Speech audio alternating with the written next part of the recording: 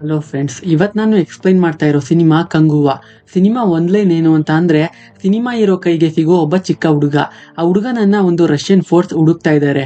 ಅದು ಅಲ್ಲದೆ ಈ ಹುಡುಗನಿಗೆ ಇಂದಿನ ಜನ್ಮದಲ್ಲಿ ತಾನು ಏನಾಗಿದ್ದೆ, ಎಲ್ಲಿದ್ದೆ ಅನ್ನೋ ನೆನಪೆಲ್ಲ ಹಾಗೇ ಇದೆ.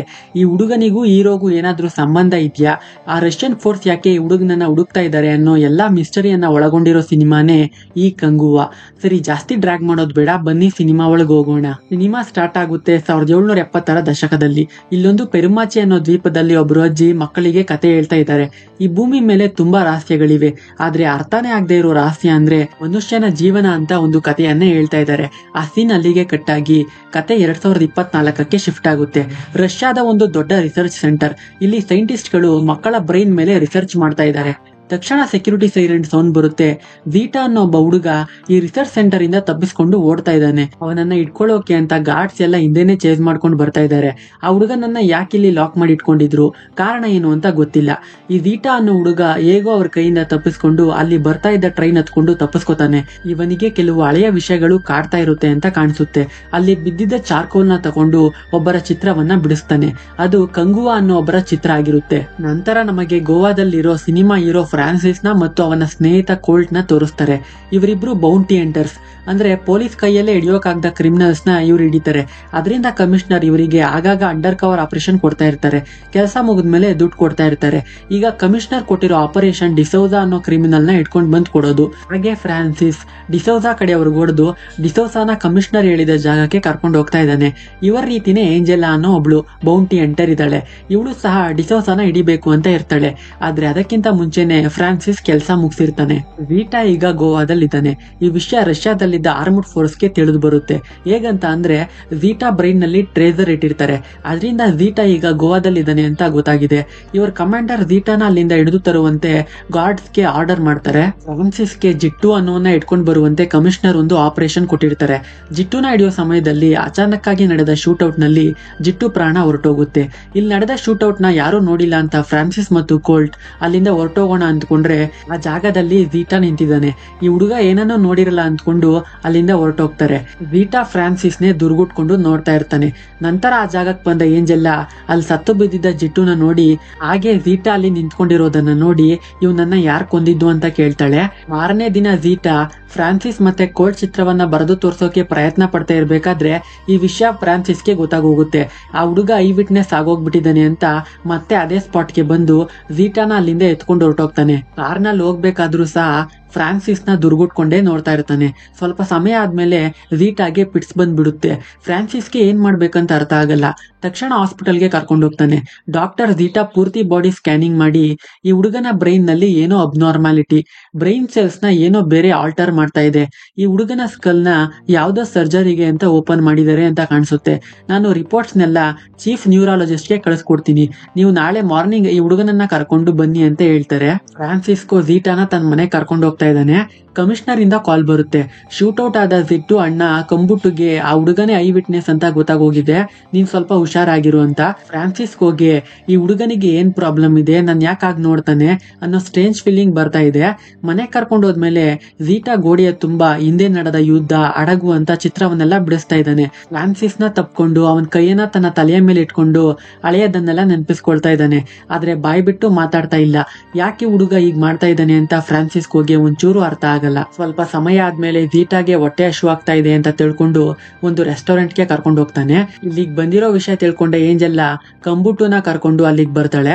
ಫ್ರಾನ್ಸಿಸ್ ನ ಟ್ರ್ಯಾಪ್ ಮಾಡಿ ಅವನಿಗೆ ಹ್ಯಾಂಡ್ ಕಫ್ ಹಾಕ್ತಾಳೆ. ಕಂಬಟ್ಟು ಝೀಟಾ ಹತ್ರ ನನ್ನ ತಮ್ಮನ್ನ ಯಾರು ಸಾಯಿಸಿದ್ದು ಹೇಳು ಅಂತ ಕೇಳ್ಬೇಕಾದ್ರೆ ಝೀಟಾ ಲೊಕೇಶನ್ ಟ್ರೇಸ್ ಮಾಡ್ಕೊಂಡು ಬಂದ ರಷ್ಯನ್ ಆರ್ಮ್ಡ್ ಫೋರ್ಸ್ ರೆಸ್ಟೋರೆಂಟ್ ಮೇಲೆ ದಾಳಿ ಮಾಡ್ತಾರೆ. ನಡೆಯೋ ಶೂಟ್ಔಟ್ ನಲ್ಲಿ ಕಂಬಟ್ಟು ಸಾವಾಗುತ್ತೆ. ಬಂದವರು ಝೀಟಾನ ಎತ್ಕೊಂಡು ಹೊರಟೋಗ್ತಾರೆ. ಫ್ರಾನ್ಸಿಸ್ ಹ್ಯಾಂಡ್ ಕಫ್ ನ ಬಿಡಿಸ್ಕೊಂಡು ಝೀಟಾನ ಕಾಪಾಡೋಕೆ ಅಂತ ಟ್ರಕ್ ಹಿಂದೆನೆ ಓಡ್ಕೊಂಡು ಬರ್ತಾ ಇದ್ದಾನೆ. ಆ ಸೀನ್ ಅಲ್ಲಿಗೆ ಕಟ್ಟಾಗಿ ಮತ್ತೆ 1770ರ ದಶಕಕ್ಕೆ ಶಿಫ್ಟ್ ಆಗುತ್ತೆ. ಇಲ್ಲಿ ರೊಮೇನಿಯನ್ 2ನೇ ರಾಜ ಅರೇಲಿಯಸ್ ಅನ್ನೋನು ಭಾರತದ ಉಪಖಂಡಗಳನ್ನ ಆಕ್ರಮಿಸಿಕೊಳ್ಳೋಕೆ ಅಂತ ತನ್ನ 25,000 ಜನ ಪಡೆಯೊಂದಿಗೆ ಬರ್ತಾ ಇದ್ದಾನೆ. ಇವರು ಇರೋದಕ್ಕೆ ಮತ್ತೆ ಸೈನಿಕರಿಗೆ ತರಬೇತಿ ಕೊಡೋದಕ್ಕೆ ಮತ್ತೆ ಯೋಜನೆ ಮಾಡೋದಕ್ಕೆ ಒಂದು ಸ್ಥಳದ ಅವಶ್ಯಕತೆ ಇರುತ್ತೆ. ಅದರಿಂದ ನಾವು ಎಲ್ಲಿ ನೆಲೆ ಊರೋದು ಅಂತ ಯೋಚನೆ ಮಾಡ್ಬೇಕಾದ್ರೆ ಅವ್ರ ಕಣ್ಣಿಗೆ ಬೀಳೋದು 5 ದ್ವೀಪಗಳು. ಆ ದ್ವೀಪಗಳಲ್ಲಿ ಒಂದನ್ನ ಆಯ್ಕೆ ಆಯ್ಕೆ ಮಾಡ್ಕೊಂಡು ಅಲ್ಲಿರೋ ಜನಗಳನ್ನ ಸಾಯಿಸಿ ತಾವು ಅಲ್ಲಿ ನೆಲೆಸ್ಬೇಕು ಅಂತ ಯೋಜನೆ ಮಾಡ್ಕೋತಾರೆ. ಆದ್ರೆ ಅದು ಅಷ್ಟು ಸುಲಭನ ಅಂತ ಅಂದ್ರೆ ಇಲ್ಲ. ಅದರಿಂದ ಸೇನಾಧಿಪತಿ ಒನೆರಾಟೋ ಮತ್ತು 5 ದ್ವೀಪಗಳ ಬಗ್ಗೆ ತಿಳಿದಿರೋ ಮಿಯಾಸನ್ನ ಸ್ವಲ್ಪ ಸೈನಿಕರ ಜೊತೆ ಮಾಡಿ ಒಂದು ದ್ವೀಪವನ್ನ ಆಕ್ರಮಿಸಿಕೊಳ್ಳುವಂತೆ ಆಜ್ಞೆ ಮಾಡಿ ಕಳಿಸ್ತಾನೆ ರಾಜ ಅರೇಲಿಯಸ್. ಸೇನಾಧಿಪತಿ ಒನೆರಾಟೋ ಪೆರುಮಾಚಿ ಅನ್ನೋ ದ್ವೀಪವನ್ನ ಆಕ್ರಮಿಸ್ಕೊಳ್ಳೋಣ ಅಂತ ಅಂದ್ಕೋತಾನೆ. ಆದ್ರೆ ಅಲ್ಲಿರೋ ಜನಗಳನ್ನ ಯುದ್ಧದಲ್ಲಿ ಗೆಲ್ಲೋದು ಅಸಾಧ್ಯ. ಅದರಿಂದ ಮಂಡೆಯಾರು ದ್ವೀಪದ ಕೊಡುವ ಅನ್ನೋನ ಸಹಾಯ ತಗೋತಾರೆ. ಯಾಕಂತ ಅಂದ್ರೆ ಕೊಡುವನಿಗೆ ಪೆರುಮಾಚಿ ದ್ವೀಪದ ಜನಗಳ ಜೊತೆ ಒಂದು ಒಳ್ಳೆಯ ಸಂಬಂಧ ಇರುತ್ತೆ. ಕೊಡುವನಿಗೆ ಬಂಗಾರದ ನಾಣ್ಯಗಳ ಆಸೆ ತೋರಿಸ್ತಾರೆ. ಬಂಗಾರಕ್ಕೆ ಆಸೆ ಪಟ್ಟ ಕೊಡುವ ರೊಮೇನಿಯನ್ನರಿಗೆ ಸಹಾಯ ಮಾಡೋಕ್ ಒಪ್ಕೋತಾನೆ. ಕೊಡುವ ತನ್ನ ಹೆಂಡತಿ, ಮಗ ಮತ್ತು ಮಿಯಾಸನ್ ಜೊತೆ ಪೆರುಮಾಚಿಗೆ ಬರ್ತಾನೆ.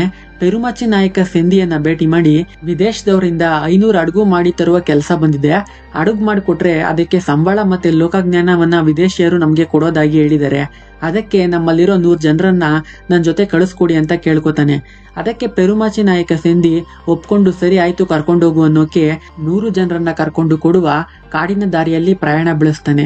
ಈ ಜನಗಳನ್ನ ಯುದ್ಧದಲ್ಲಿ ಗೆಲ್ಲೋಕಾಗಲ್ಲ, ಅದರಿಂದ ಇವ್ರ ಜನಸಂಖ್ಯೆಯನ್ನ ಕಡಿಮೆ ಮಾಡಿ ಪೆರುಮಾಚಿನ ಆಕ್ರಮಿಸ್ಕೋಬೇಕು ಅನ್ನೋದು ಕೊಡುವನ ಪ್ಲಾನ್. ಕಾಡಿನ ಮಧ್ಯಭಾಗಕ್ಕೆ ಪೆರುಮಾಚಿ ಜನಗಳನ್ನ ಕರ್ಕೊಂಡು ಬಂದು ಇಲ್ಲಿ ಸ್ವಲ್ಪ ಹೊತ್ತು ವಿಶ್ರಾಂತಿ ಮಾಡಿ ಅಂತ ಹೇಳಿ ಶಂಖವನ್ನ ಊದ್ತಾನೆ. ಆಗ ರೊಮೇನಿಯನ್ನರ ಪಡೆ ಪೆರುಮಾಚಿ ಜನಗಳ ಮೇಲೆ ದಾಳಿ ಮಾಡುತ್ತೆ. ಸೇನಾಧಿಪತಿ ಒನೆರಾಟೋ ಕೊಡುವನಿಗೆ, ನೀವು ಪೆರುಮಾಚಿ ಜನಗಳನ್ನ ಸಾಯಿಸಿದ ಮೇಲೆ ಎಷ್ಟು ಜನರನ್ನ ಸಾಯಿಸ್ತೀರೋ ಅಷ್ಟು ಜನಗಳ ಬಲಗೈಯನ್ನ ಕತ್ತರಿಸಿ ತಗೊಂಡ್ ಬಾ, ನಾನು ಅಷ್ಟು ಬಂಗಾರದ ನಾಣ್ಯಗಳನ್ನ ಕೊಡ್ತೀನಿ ಅಂತ ಹೇಳಿರ್ತಾನೆ. ಅದರಿಂದ ರೊಮೇನಿಯರ ಪಡೆ ಜೊತೆ ಸೇರಿ ಕೊಡುವ ಸಾಯಿಸಿದ್ದ 100 ಜನರ ಬಲಗೈಯನ್ನ ಕತ್ತರಿಸಿ ಎತ್ಕೊಂಡು ಹೋಗಿ ಒನೆರಾಟೋಗೆ ಕೊಟ್ಟು ಅದಕ್ಕೆ ತಕ್ಕಷ್ಟು ಬಂಗಾರದ ನಾಣ್ಯಗಳನ್ನ ಇಸ್ಕೋತಾನೆ. ಇದು ಇಲ್ಲಿಗೆ ನಿಲ್ತಾ ಅಂತ ಅಂದ್ರೆ ಇಲ್ಲ. ಮತ್ತೆ ಕೊಡುವ ಪೆರುಮಾಚಿ ನಾಯಕನ ಹತ್ರ ಹೋಗಿ ವಿದೇಶಿಯರಿಗೆ ಇನ್ನೂ 100 ಜನ ಬೇಕಂತೆ, ಹಡಗನ್ನ ಬೇಗ ನಿರ್ಮಾಣ ಮಾಡೋದಕ್ಕೆ ಅಂತ ಹೇಳಿ ಮತ್ತೆ ಕರ್ಕೊಂಡು ಬರ್ತಾನೆ. ಮೊದಲಿನ ತರನೇ ಕಾಡಿನ ಮಧ್ಯದವರೆಗೂ ಕರ್ಕೊಂಡೋಗಿ ಇಲ್ಲಿ ವಿಶ್ರಾಂತಿ ತಗೊಳ್ಳಿ ಸ್ವಲ್ಪ ಹೊತ್ತು ಅಂತ ಹೇಳಿ ಇನ್ನೇನು ಶಂಖ ಊದ್ಬೇಕು ಅನ್ನುವಾಗ ಅಲ್ಲಿಗೆ ಕಂಗುವ ಬರ್ತಾನೆ. ಕಂಗುವ ಪೆರುಮಾಚಿ ನಾಯಕ ಸೆಂದಿಯ ಮಗ. ಕಂಗುವನಿಗೆ ಕೊಡುವನ ದ್ರೋಹ ಹೇಗ್ ಗೊತ್ತಾಯ್ತು ಅಂತ ಅಂದ್ರೆ, ಕೊಡುವ ಮೊದಲನೇ ಸಾರಿ ಕರ್ಕೊಂಡೋಗಿದ್ದ 100 ಜನಗಳಲ್ಲಿ ಒಬ್ಬ ಅಲ್ಲಿಂದ ತಪ್ಪಿಸ್ಕೊಂಡು ಬಂದು ಕಂಗುವನಿಗೆ ಕೊಡುವ ಮಾಡಿದ ಅನ್ಯಾಯದ ಬಗ್ಗೆ ತಿಳಿಸಿರ್ತಾನೆ. ಇದನ್ನ ಹೇಳೋಕಾದ್ರೂ ನಾನ್ ಜೀವಂತವಾಗಿರ್ಬೇಕಲ್ಲ ಅಂತ ತನ್ನ ಕೈಯನ್ನ ತಾನೇ ಕಟ್ ಮಾಡ್ಕೊಂಡು 100 ಕೈ ಆಗೋ ಹಾಗೆ ಮಾಡಿ ಸತ್ತ ಶವಗಳ ಮಧ್ಯೆ ಮಲ್ಕೊಂಡು ಯಾರಿಗೂ ಡೌಟ್ ಬರದೇ ಇರೋ ಹಾಗೆ ತಪ್ಪಿಸ್ಕೊಂಡು ಪೆರುಮಾಚಿಗೆ ವಾಪಸ್ ಬಂದಿರ್ತಾನೆ. ಇದೆಲ್ಲ ತಿಳ್ಕೊಂಡ ಕಂಗುವ ಅವನ ದಾರಿಯಲ್ಲೇ ಹೋಗ್ತಾನೆ. ಕೊಡುವನ ಬಣ್ಣ ಬಯಲಾದ್ಮೇಲೆ ಎಲ್ರೂ ಸೇರಿ ರೊಮೇನಿಯನ್ನರ ತಲೆ ಉರುಳಿಸ್ತಾರೆ. ಕಂಗುವ ಕೊಡುವನ ಬಲಗೈ ಕತ್ತರಿಸಿ ಪೆರುಮಾಚಿಗೆ ಎತ್ಕೊಂಡು ಬರ್ತಾನೆ. ಇವನ್ ಮಾಡಿದ ದ್ರೋಹ ಎಲ್ಲ ಜನಗಳಿಗೂ ಗೊತ್ತಾಗುತ್ತೆ. ಇಂತಹ ದ್ರೋಹಿಗೆ ಬದುಕೋ ಅರ್ಹತೆ ಇಲ್ಲ ಅಂತ ಜೀವಂತವಾಗಿ ಸುಟ್ಟಾಕೋಕೆ ಮುಂದಾಗ್ತಾರೆ. ಕೊಡುವನ ಹೆಂಡತಿ ಮತ್ತು ಮಗ ಪುರುವ ಅಳ್ತಾ ಇದ್ದಾರೆ.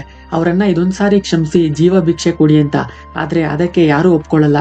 ಕೊಡುವನನ್ನ ಮರಕ್ ಕಟ್ಟಾಕಿ ಜೀವಂತವಾಗಿ ಸುಟ್ಟಾಕ್ಬಿಡ್ತಾರೆ. ಆ ಸಮಯಕ್ಕೆ ಕೊಡುವನ ದ್ವೀಪದ ಜನಗಳು ಬರ್ತಾರೆ. ಕೊಡುವ ನಿಮ್ ದ್ವೀಪಕ್ಕೆ ಮಾತ್ರ ಅಲ್ಲ, ನಮ್ ದ್ವೀಪಕ್ಕೂ ಅನ್ಯಾಯ ಮಾಡಿದಾನೆ, ಅದರಿಂದ ಅವನ ಹೆಂಡತಿ ಮಗನನ್ನ ಸುಟ್ಟಾಕ್ಬಿಡಿ ಅಂತ ಹೇಳೋಕೆ.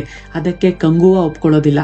ತಪ್ಪು ಮಾಡಿದ್ದು ಕೊಡುವ, ಅದಕ್ಕೆ ತಕ್ಕ ಶಿಕ್ಷೆ ಅನುಭವಿಸ್ತಾ. ಆದ್ರೆ ಅವನ ಹೆಂಡತಿ ಮಗ ಏನ್ ಮಾಡಿದ್ದಾರೆ ಅಂತ ಪೆರುಮಾಚಿ ಜನಗಳು ಸಹ ಹೌದು, ಕೊಡುವನ ಹೆಂಡತಿ ಮಗನನ್ನ ಸುಟ್ಟಾಕ್ಬೇಕು ಅಂತ ಕೂಗೋಕೆ ಕೊಡುವನ ಹೆಂಡತಿ ಓಡ್ ಬಂದು ಮಗನನ್ನ ಕಂಗುವನ ಕೈ ಕೊಟ್ಟು, ಇನ್ಮೇಲೆ ಇವನು ನಿಮ್ ಜವಾಬ್ದಾರಿ ಅಣ್ಣ, ನೋಡ್ಕೊಳ್ಳಿ ಅಂತ ಹೇಳಿ ಉರಿಯುತ್ತಿದ್ದ ಕೊಡುವನ ಜೊತೆಗೆ ಆರ್ಬಿಡ್ತಾಳೆ. ಕಂಗುವ ಅದನ್ನ ನೋಡಿ ತುಂಬಾ ದುಃಖ ಪಡ್ತಾನೆ. ತನ್ನ ಕೈಗೆ ಒಪ್ಸಿರೋ ಪುರುವನನ್ನ ಇನ್ಮೇಲೆ ಇವನು ನನ್ನ ಮಗ ಅಂತ ಹೇಳ್ತಾನೆ. ಹಾಗೆ ಬೆಳೆಸ್ತಾನೆ. ಆದ್ರೆ ರೊಮೇನಿಯನ್ನರ ರಾಜ ಅರೇಲಿಯಸ್ನ ಪ್ಲಾನ್ ನಾಶ ಆಗೋಗುತ್ತೆ. ಇದರಿಂದ ಮಿಯಾಸನ್ ಹೇಳ್ತಾನೆ, ಪೆರುಮಾಚಿ ದ್ವೀಪದವ್ರಿಗೂ ಅರಾತಿ ದ್ವೀಪದ ಜನಗಳಿಗೂ ದ್ವೇಷ ಇದೆ, ಅದರಿಂದ ನಾವು ಅರಾತಿ ಜನಗಳ ಹತ್ರ ಸಹಾಯ ಕೇಳೋಣ ಅಂತ ಅಲ್ಲಿಗೆ ಹೋಗ್ತಾರೆ. ಅರಾತಿ ದ್ವೀಪದ ಜನಗಳು ರಾಕ್ಷಸರಿದ್ದಂತೆ. ಇವರ ರಾಜ ಉದಿರನ್ ಅಂತ. ಇವನಿಗೆ 3 ಜನ ಗಂಡ್ಮಕ್ಳು. ರೊಮಾನಿಯನ್ನರು ಮಿಯಾಸನ್ ಜೊತೆ ಅರಾತಿಗೆ ಬರ್ತಾರೆ. ಉದಿರನ್ಗೆ, ನೀನ್ ನಮ್ ಜೊತೆ ಕೈ ಜೋಡ್ಸು, ನಿನಗೆ ಚಿನ್ನದ ನಾಣ್ಯಗಳು ಸಿಗುತ್ತೆ, ಪೆರುಮಾಚಿ ಮೇಲೆ ದ್ವೇಷ ತೀರ್ಸ್ಕೊಂಡಾಗೂ ಆಗುತ್ತೆ ಅಂತ ಸಹಾಯ ಕೇಳ್ತಾರೆ. ಅದಕ್ಕೆ ಉದಿರನ್ ಕೂಡ ಒಪ್ಕೋತಾನೆ. ಕಂಗುವನಿಗೆ ಅರಾತಿ ಜನಗಳು ರೊಮಾನಿಯನ್ನರ ಜೊತೆ ಸೇರ್ಕೊಂಡು ಪೆರುಮಾಚಿನ ನಾಶ ಮಾಡೋಕ್ ಬರ್ತಾ ಇದ್ದಾರೆ ಅನ್ನೋ ಸುದ್ದಿ ಬರುತ್ತೆ. ಅದರಿಂದ ಕಂಗುವ ಅವ್ರ ವಿರುದ್ಧ ಹೋರಾಡೋಕೆ ಮುಂದಾಗ್ತಾನೆ. ಯುದ್ಧಕ್ಕೆ ಎಲ್ಲರನ್ನ ತಯಾರಿ ಮಾಡ್ತಾನೆ. ಪೆರುಮಾಚಿ ಜನಗಳಲ್ಲಿ ಒಂದು ಪದ್ಧತಿ ಇರುತ್ತೆ. ಯುದ್ಧಕ್ ಮುಂಚೆ ಆಯುಧಗಳನ್ನ ಪೂಜೆ ಮಾಡಿ ನಡುಕಾಡಿನ ನದಿಯಲ್ಲಿ ಸ್ನಾನ ಮಾಡಬೇಕು. ಅದರಂತೆ ಆಯುಧಗಳನ್ನ ಪೂಜೆ ಮಾಡಿ ನದಿಯಲ್ಲಿ ಸ್ನಾನ ಮಾಡಕ್ ಹೋಗುವ ಜನಗಳ ಮೇಲೆ ಅರಾತಿ ಪಡೆ ಯುದ್ಧಕ್ಕಿಳಿಯುತ್ತೆ. ಅಲ್ಲಿ ಕಂಗುವ ಸಹ ಇರ್ತಾನೆ. ಬಂದಿದ್ದ ಅರಾತಿ ಪಡೆಯನ್ನ ನಾಶ ಮಾಡ್ತಾನೆ. ಆ ಪಡೆಯಲ್ಲಿ ಉದಿರನ್ನ ಮೊದಲಿಬ್ಬರು ಗಂಡ್ಮಕ್ಳು ಸಹ ಇರ್ತಾರೆ. ಯುದ್ಧದಲ್ಲಿ ಕಂಗುವ ಅವ್ರ ಪ್ರಾಣ ತೆಗಿತಾನೆ. ಕಂಗುವ ಪುರುವನಿಗೆ ಪೂಜೆ ಮಾಡಿ ಇಟ್ಟಿರೋ ಕತ್ತಿಯನ್ನೇ ಎತ್ಕೊಂಡ್ ಬರೋಕ್ ಹೇಳ್ತಾನೆ. ಆದ್ರೆ ಪುರುವ ಕತ್ತಿಯನ್ನೇ ಎತ್ಕೊಂಡ್ ಬಂದು ಕಂಗುವನ ಎದೆಗ್ ಚುಚ್ಚಿಬಿಡ್ತಾನೆ. ಪುರುವನಿಗೆ ಕಂಗುವನ್ ಮೇಲೆ ದ್ವೇಷ ಇರುತ್ತೆ. ಕಾರಣ ಅಪ್ಪ ಕೊಡುವನನ್ನ ಜೀವಂತವಾಗಿ ಸುಟ್ಟಾಕಿದ್ದು. ಅವತ್ತಿನಿಂದ ಕಂಗುವನ ಮೇಲೆ ದ್ವೇಷ ತೀರ್ಸ್ಕೋಬೇಕು ಅಂತ ಹೊಂಚಾಗ್ತಾ ಇದ್ದ ಪುರುವನಿಗೆ ಈ ದಿನ ಸರಿಯಾಗಿ ಒದಗ್ ಬಂದ್ಬಿಡುತ್ತೆ. ಅದರಿಂದ ಕತ್ತಿಯಲ್ಲಿ ಎದೆಗ್ ಚುಚ್ಚಿ ಅಲ್ಲಿಂದ ಓಡೋಗ್ತಾನೆ. ಕಂಗುವನನ್ನ ಸಾಯಿಸೋಕ್ ಪ್ರಯತ್ನ ಪಟ್ಟ ಪುರುವನಿಗೆ ಅವನ್ ತಂದೆ ರೀತಿನೇ ಮರಣದಂಡನೆ ಕೊಡ್ಬೇಕು ಅಂತ ಪೆರುಮಾಚಿ ಜನಗಳು ನಿರ್ಧಾರ ಮಾಡಿ ಅವನೆಲ್ಲೇ ಇದ್ರು ಅವನನ್ನ ಕರ್ಕೊಂಡ್ ಬರುವಂತೆ ಹೇಳ್ತಾರೆ. ಅದನ್ನು ಕೇಳಿ ಕಂಗುವ ಪುರುವನನ್ನ ಕಾಪಾಡ್ಬೇಕು ಅಂತ ಹುಡುಕ್ತಾ ಹೋಗ್ತಾನೆ. ಕೊನೆಗೆ ಪರುವನನ್ನ ಹುಡುಕಿ, ನಿನ್ನ ದ್ವೇಷ ನನಗೆ ಅರ್ಥ ಆಯ್ತು. ನಿನಗೆ ನನ್ನನ್ನ ಕೊಲ್ಲೋದೇ ಗುರಿ ಅನ್ನೋದಾದ್ರೆ ಕೊಲ್ಬಹುದು. ಆದ್ರೆ ನನ್ನ ದ್ವೀಪಕ್ಕೆ ಅರಾತಿ ಜನಗಳಿಂದ ಅಪಾಯ ಇದೆ. ಆದ್ರಿಂದ ಈ ಯುದ್ಧ ಮುಗ್ದೋಗ್ಲಿ. ನಂತರ ನೀನು ನನ್ನ ಸಾಯಿಸ್ಬಹುದು. ನನ್ನ ಮಣ್ಣಿನ ಮೇಲಾಣೆ, ನಿನಗೆ ನಾನು ಮಾತು ಕೊಡ್ತಾ ಇದ್ದೀನಿ. ನನ್ನ ಸಾವು ನಿನ್ ಕೈಲೇ ಅಂತ ಮಾತು ಕೊಟ್ಟು ದ್ವೀಪಕ್ಕೆ ವಾಪಸ್ ಕರ್ಕೊಂಡ್ ಬರ್ತಾನೆ. ಜನಗಳೆಲ್ಲ ಪರ್ವ ಸಾಯ್ಬೇಕು ಅಂತ ಕೂಗ್ತಾ ಇದ್ದಾರೆ. ಅದಕ್ಕೆ ಕಂಗುವ ಹೇಳ್ತಾನೆ, ಅವನ ತಾಯಿಗೆ ನಾನು ಮಾತು ಕೊಟ್ಟಿದ್ದೀನಿ, ಅವನನ್ನ ಕಾಪಾಡ್ತೀನಿ ಅಂತ. ಅದರಿಂದ ನನ್ನನ್ನು ಮೊದಲು ಸಾಯಿಸಿ, ಆಮೇಲೆ ಬೇಕಾದ್ರೆ ಪರ್ವನನ್ನ ಸಾಯಿಸಿ ಅನ್ನೋಕೆ ಸಂಧಿ ಹೇಳ್ತಾರೆ. ಸರಿ, ಹಾಗಾದ್ರೆ ನಾವು ಪರುವನನ್ನ ಸಾಯಿಸೋದ್ ಬೇಡ, ಅವನನ್ನ ಕಪ್ಪು ಕಾಡಿ ಕರ್ಕೊಂಡೋಗಿ ಬಿಟ್ಬಿಡಿ. ಅಲ್ಲಿಗೆ ಹೋದವರು ಇಲ್ಲಿಯವರೆಗೂ ವಾಪಸ್ ಬಂದಿಲ್ಲ. ಅಲ್ಲಿರೋ ವಿಷ ಜಂತುಗಳೇ ಪರುವನನ್ನ ಸಾಯಿಸ್ಲಿ ಅನ್ನೋಕೆ ಇದೇ ನಿಮ್ ಕಡೆಯ ನಿರ್ಧಾರ ಅನ್ನೋದಾದ್ರೆ ನಾನು ಸಹ ಅವನ ಜೊತೆ ಕಪ್ಪು ಕಾಡಿಗೆ ಹೋಗ್ತೀನಿ ಅಂತ ಕಂಗುವ ಪರುವನ ಜೊತೆ ಕಪ್ಪು ಕಾಡಿನ ಕಡೆಗೆ ಪ್ರಯಾಣ ಬೆಳೆಸ್ತಾನೆ. ತನ್ನ ಇಬ್ಬರು ಗಂಡು ಮಕ್ಕಳನ್ನ ಕಳ್ಕೊಂಡ ಉದಿರನ್ ನನ್ನ ಮಕ್ಕಳ ಸಾವಿಗೆ ಕಾರಣವಾದ ಕಂಗುವನ ಸಾವು ನನ್ನ ಕೈಯಲ್ಲಿ ಅಂತ ನಿರ್ಧಾರ ಮಾಡ್ತಾನೆ. ಆ ಸಮಯಕ್ಕೆ ರೊಮೇನಿಯನ್ನರ ಪಡೆ ಅಲ್ಲಿಗೆ ಬರುತ್ತೆ. ಕಂಗುವನನ್ನ ಸಾಯಿಸ್ತೀನಿ ಅಂತ ಹೋದ ನಿಮ್ಮಿಬ್ಬರು ಗಂಡ್ಮಕ್ಳು ಸತ್ತೋದ್ರು. ಕಂಗುವನನ್ನ ನಾವೇ ನೋಡ್ಕೋತೀವಿ, ನಾವು ನಿಮಗ್ ಕೊಟ್ಟಿದ್ದ ಚಿನ್ನದ ನಾಣ್ಯಗಳನ್ನ ವಾಪಸ್ ಕೊಡಿ ಅಂತ ಕೇಳ್ತಾರೆ. ಅದರಿಂದ ಉದಿರನ್, ಕಂಗುವ ನನ್ನ ಕೈಲೇ ಸಾಯ್ಬೇಕು, ಅವನನ್ನ ಸಾಯಿಸೋಕ್ ಯಾರೇ ಬಂದ್ರು ನಾನು ಅವರನ್ನ ಸಾಯಿಸ್ತೀನಿ ಅಂತ ರೊಮೇನಿಯನ್ನರ ರಾಜನನ್ನ ಸಾಯಿಸ್ತಾನೆ. ಕಂಗುವ ಕಪ್ಪು ಕಾಡಿನಲ್ಲಿ ಪರುವನಿಗೆ ರಕ್ಷಕನಾಗಿ ಜೊತೆಯಾಗಿರ್ತಾನೆ. ಆದ್ರೂ ಪರುವನಿಗೆ ಕಂಗುವನ ಮೇಲಿದ್ದ ದ್ವೇಷ ಕೋಪ ಕಡಿಮೆ ಆಗಿರಲ್ಲ. ಒಂದಿನ ನದಿಯಲ್ಲಿ ಸ್ನಾನ ಮಾಡ್ಬೇಕಾದ್ರೆ ಒಂದ್ ದೈತ್ಯಾಕಾರದ ಮೊಸಳೆ ಪರುವನ ಮೇಲೆ ದಾಳಿ ಮಾಡ್ಬಿಡುತ್ತೆ. ಪರುವನನ್ನ ಕಾಪಾಡೋಕೆ ಕಂಗುವ ಮೊಸಳೆಯೊಂದಿಗೆ ಹೋರಾಡ್ಬೇಕಾಗೇ ಬರುತ್ತೆ. ಕೊನೆಗೆ ಮೊಸಳೆಯನ್ನ ಸಾಯಿಸಿ ಪರುವನನ್ನ ಕಾಪಾಡ್ತಾನೆ. ಈ ಹೋರಾಟದಲ್ಲಿ ಪರುವನಿಗೆ ಕೈಕಾಲೆಲ್ಲ ಗಾಯ ಆಗಿರುತ್ತೆ. ಅದಕ್ಕೆ ಕಂಗುವನ್ನೇ ಔಷಧಿ ಹಚ್ಚಿ ಗುಣಪಡಿಸ್ತಾನೆ. ಯುದ್ಧ ಇನ್ನು 2 ದಿನದಲ್ಲಿ ಮತ್ತೆ ಪ್ರಾರಂಭ ಆಗುತ್ತೆ ಅನ್ನುವಾಗ ಉದಿರನ್ ಕೊನೆಯ ಮಗ ಔಷಧಿ ಗಿಡಗಳನ್ನ ಕಿತ್ಕೊಂಡು ಹೋಗೋಕೆ ಬಿಳಿ ಕಾಡಿಗೆ ಬಂದಿರೋ ಪೆರುಮಾಚಿ ಹೆಂಗಸರ ಮೇಲೆ ದಾಳಿ ಮಾಡ್ಬಿಡ್ತಾನೆ. ಕಂಗುವ ಇಲ್ಲಿಗೆ ಬರ್ಬೇಕು, ಇಲ್ಲ ಅಂದ್ರೆ ನೀವೆಲ್ಲರೂ ಸಾಯ್ತೀರಾ ಅಂತ. ಆದ್ರೆ ಬಂದಿದ್ದ 15 ಜನಗಳನ್ನ 25 ಹೆಂಗಸರು ಸೇರಿ ಸಾಯಿಸ್ತಾರೆ. ಈ ರೀತಿ ಯುದ್ಧ ಆರಂಭಕ್ಕೂ ಮುಂಚೆ ಪೆರುಮಾಚಿ ದ್ವೀಪದ ಹೆಂಗಸರ ಮೇಲೆ ದಾಳಿ ಮಾಡಿದೆ ಅರಾತಿ ದ್ವೀಪದ ಪಡೆ ಅಂತ 5 ದ್ವೀಪಕ್ಕೂ ನ್ಯಾಯ ನೀಡೋ ತೀರ್ಪುಗಾರರ ಹತ್ರ ಸಂಧಿ ತಿಳಿಸ್ತಾನೆ. ಅದರಿಂದ ಆರೋಪ ಮಾಡಲ್ಪಟ್ಟ ಉದಿರನ್ ಅಲ್ಲಿಗೆ ಬರ್ತಾನೆ. ನನ್ ಮಗನಿಗೆ ನಾನ್ ಬುದ್ಧಿ ಹೇಳ್ತೀನಿ, ಅವನನ್ನ ನನಗೊಪ್ಸಿ ಅಂತಾನೆ. ಆದ್ರೆ ಮಗನ ಶವವನ್ನ ನೋಡ್ತಾ ಇದ್ದಂತೆ ಉದಿರನ್ಗೆ ಸಹಿಸೋಕಾಗಲ್ಲ. ಅದರಿಂದ ಪೆರುಮಾಚಿ ಜನಗಳ ಮೇಲೆ ದಾಳಿ ಮಾಡ್ತಾನೆ. ತನ್ನ ವಿರುದ್ಧ ನಿಲ್ಲೋ ಎಲ್ಲರನ್ನ ಸಾಯಿಸಿ ನ್ಯಾಯ ಭೂಮಿಯಲ್ಲಿ ರಕ್ತ ಹರಿಸ್ತಾನೆ. ಅರಾತಿ ಪಡೆ ಬಿಟ್ಟ ಬಾಣಗಳು ಕಂಗುವನ ತಂದೆ ಸಂಧಿ ಬೆನ್ನಿಗೆ ಬಂದು ಚುಚ್ಕೊಳ್ಳುತ್ತೆ. ಕಪ್ಪು ಕಾಡಿನಲ್ಲಿರುವ ಮಗ ಕಂಗುವನಿಗೆ ನಮ್ ವೈರಿಗಳು ಯಾರ್ಯಾರು ಅಂತ ಗೊತ್ತಾಗ್ಲಿ ಅಂತ ಬೆನ್ನಿಗೆ ಚುಚ್ಚಿದ ಬಾಣವನ್ನ ತೆಗೆದು ಅದ್ದು ಕೈಯಲ್ಲಿ ಕೊಟ್ಟು ಕಳಿಸ್ತಾರೆ.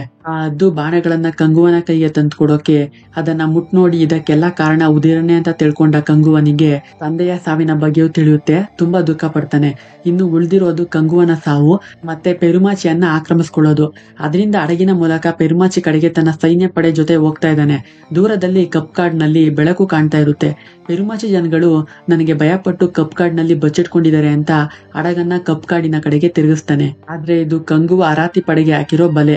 ಇದು ತಿಳಿದೆ ಕಪ್ಪು ಕಾಡಿಗೆ ಬಂದವರು ಪೆರುಮಾಚಿ ಜನಗಳನ್ನ ಹುಡುಕ್ತಾ ಬರ್ತಾ ಇದ್ದಾರೆ. ಕಂಗುವ ಪುರುವನಿಗೆ ಹೇಳ್ತಾನೆ, ನಾನು ನಿನಗೆ ಮಾತು ಕೊಟ್ಟಂತೆ ಈ ಯುದ್ಧ ಮುಗಿದ್ಮೇಲೆ ನೀ ನನ್ನ ಸಾಯಿಸ್ಬೋದಂತ. ಆದ್ರೆ ಇಷ್ಟ ದಿನ ಕಂಗುವನ ಜೊತೆ ಇದ್ದ ಪುರುವ ಈಗ ಬದಲಾಗಿರ್ತಾನೆ. ಕಂಗುವನ ಮೇಲೆ ಅವನಿಗೆ ಯಾವುದೇ ದ್ವೇಷ ಇರಲ್ಲ. ಕಪ್ಪು ಕಾಡಿನ ಒಳಗೆ ಇಳಿದ ಅರಾತಿ ಪಡೆಯನ್ನ ನಾಶ ಮಾಡೋದ್ರಲ್ಲಿ ಕಂಗುವ ಯಶಸ್ವಿ ಆಗ್ತಾನೆ. ಆದ್ರೆ ಜೊತೆಗೆ ಪರುವನೇ ಸಹಾಯಕ್ಕೆ ಕತ್ತಿ ಕೊಟ್ಟು ಕಂಗುವನ ಜೊತೆ ನಿಲ್ತಾನೆ. ಆದ್ರೆ ಬಂದ ಸೈನ್ಯ ಪಡೆಯಲ್ಲಿ ಒಬ್ಬ ಪರುವನನ್ನ ಬಲೆಯಾಗಿ ಎತ್ಕೊಂಡೋಗಿ ಉದಿರನ್ ಕೈಗೆ ಒಪ್ಪಿಸ್ತಾನೆ. ಕಂಗುವ ಎಲ್ಲರನ್ನ ಸಾಯಿಸಿ ಪರುವನನ್ನ ಕಾಪಾಡೋಕೆ ಬರ್ತಾನೆ. ಪರುವನ ಕಾಲಿಗೆ ಹಗ್ಗ ಕಟ್ಟಿ ಹಡಗಿನ ಮುಂದೆ ನೇತಾಕಿರ್ತಾರೆ. ಕೆಳಕ್ ಬಿದ್ರೆ ಮೀನಿಗೆ ಆಹಾರ ಆಗೋಗ್ತಾನೆ. ಕಂಗುವ ತನ್ನ ತಡೆಯೋರನ್ನ ಒಡೆದು ಮುಂದೆ ಬರ್ತಾನೆ. ಕೆಳಗಿರೋ ಮೀನಿನಿಂದ ತನ್ನನ್ನ ತಾನು ಕಾಪಾಡ್ಕೊಳ್ಳೋದಕ್ಕೆ ಒಂದು ಆಕ್ಸ್ ನ ಪರುವನ ಕಡೆಗೆ ಎಸೆಯೋಕೆ ಪರುವ ಅದನ್ನ ಹಿಡ್ಕೋತಾನೆ. ಕಂಗುವ ಪರುವನ ಕಾಲಿಗೆ ಕಟ್ಟಿದ್ದ ಹಗ್ಗ ಇಟ್ಕೊಂಡು ಒಡೆದಾಡ್ತಾ ಇರ್ತಾನೆ. ಹಗ್ಗ ಬಿಟ್ರೆ ಪರುವ ಸಮುದ್ರದ ಒಳಗೆ ಬಿದ್ದು ಬಿಡ್ತಾನೆ. ನಂತರ ಕಂಗುವ ಮತ್ತು ಉದಿರನ್ಗೆ ದೊಡ್ಡ ಫೈಟ್ ಆಗುತ್ತೆ. ಅದರಲ್ಲಿ ಉದಿರನ್ ಕಂಗುವನ ಕುತ್ತಿಗೆ ಬಿಗಿಯೋಕೆ ಅದನ್ನ ನೋಡಿದ ಪರುವ, ಕಂಗುವ ಹಗ್ಗ ಬಿಟ್ಬಿಡು, ನಾನ್ ಸತ್ರೆ ನನ್ನೊಬ್ಬನ ಜೀವ ಮಾತ್ರ ಹೋಗುತ್ತೆ, ಆದ್ರೆ ನೀನ್ ಸತ್ರೆ ಪೆರುಮಾಚಿ ಜನಗಳ ಜೀವ ಹೋಗುತ್ತೆ, ನೀನೋಗಿ ನಮ್ ಜನರನ್ನ ಕಾಪಾಡು ಅಂತ ಕೂಗ್ತಾನೆ. ಯಾವಾಗ ಕಂಗುವ ಹಗ್ಗ ಬಿಡಲ್ವೋ ಆಗ ಪರುವ ತನ್ನ ಕೈಯಲ್ಲಿ ಹಿಡಿದಿದ್ದ ಆಕ್ಸ್ ನಲ್ಲಿ ಹಗ್ಗವನ್ನ ಕತ್ತರಿಸ್ಕೊಂಡು ಕೆಳಗೆ ಬಿದ್ದು ಬಿಡ್ತಾನೆ. ಕೆಳಗಿದ್ದ ಮೀನುಗಳು ಪರುವನನ್ನ ಸಾಯಿಸಿ ತಿಂದು ಬಿಡ್ತವೆ. ಅದನ್ನ ನೋಡಿ ಕಂಗುವನಿಗೆ ಸಹಿಸ್ಕೊಳ್ಳೋಕಾಗಲ್ಲ. ಅದೇ ಕೋಪದಲ್ಲಿ ಉದಿರನ್ನ ಕೊಲ್ತಾನೆ. ಎಷ್ಟೇ ಜನ್ಮದಲ್ಲಿ ಸತ್ತು ಹುಟ್ಟಿದ್ರು ಸರಿ, ನಾನು ನಿನ್ನ ಋಣವನ್ನ ತೀರಿಸ್ತೀನಿ ಅಂತ ಪ್ರಮಾಣ ಮಾಡ್ತಾನೆ. ಉದಿರನ್ ಸತ್ತ ಬಳಿಕ ಅವನ್ ಶವಕ್ಕೆ ಬೆಂಕಿ ಇಡ್ಬೇಕಾಗಿದ್ದ 3 ಜನ ಗಂಡ್ಮಕ್ಳು ಸಹ ಭೂಮಿ ಮೇಲಿಲ್ಲ ಅಂತ ಯಾರೋ ಒಬ್ರು ಅವನ್ ಶವಕ್ಕೆ ಬೆಂಕಿ ಇಡೋಕೆ ಹೋಗ್ಬೇಕಾದ್ರೆ ಅಲ್ಲಿಗೆ ರಕ್ತಾಂಗಸನ್ ಅನ್ನೋ ಒಬ್ಬ ತನ್ನ ಸೈನ್ಯದ ಜೊತೆ ಅಲ್ಲಿಗೆ ಬರ್ತಾನೆ. ಇವನು ಸಹ ಉದಿರನ್ ಮಗನೇ. ಉದಿರನ್ ಮತ್ತು ಅವನ ಸೇವಕಿಗೆ ಹುಟ್ಟಿದ ಮಗ. ಅದ್ರಿಂದಾನೇ ಇವನನ್ನ ಅರಾತಿ ದ್ವೀಪದೊಳಗೆ ಬಿಟ್ಟಿರಲ್ಲ. ಆದ್ರೆ ಈಗ ಅರಾತಿ ದ್ವೀಪದಲ್ಲಿ ರಾಜನೂ ಇಲ್ಲ, ಯುವರಾಜರು ಇಲ್ಲ. ಅದರಿಂದ ಇದನ್ನ ಆಳೋಕೆ ರಕ್ತಾಂಗಸನ್ ಬಂದಿದ್ದಾನೆ. ಉದಿರನ್ ಶವಕ್ಕೆ ಬೆಂಕಿ ಇಟ್ಟು ಸಿಂಹಾಸನದ ಕಡೆಗೆ ನೋಡ್ತಾನೆ. ನನ್ನ ತಂದೆ ಸಾವಿಗೆ ಕಾರಣ ಆದ ಕಂಗುವನ ಮರಣದ ನಂತರ ಮಾತ್ರ ನಾನು ಈ ಸಿಂಹಾಸನದ ಮೇಲೆ ಕುತ್ಕೋತೀನಿ ಅಂತ ನಿರ್ಧಾರ ಮಾಡ್ತಾನೆ. ಆ ಸೀನ್ ಅಲ್ಲಿಗೆ ಕಟ್ಟಾಗಿ ಮತ್ತೆ 2024ಕ್ಕೆ ಬರುತ್ತೆ. ಅಂದ್ರೆ ಝೀಟಾನ ಆರ್ಮುಡ್ ಫೋರ್ಸ್ ಎತ್ಕೊಂಡು ಹೋಗ್ತಾ ಇದೆ. ಫ್ರಾನ್ಸಿಸ್ ಅವರ ಹಿಂದೆ ಫಾಲೋ ಮಾಡ್ಕೊಂಡು ಬರ್ತಾ ಇದ್ದಾನೆ.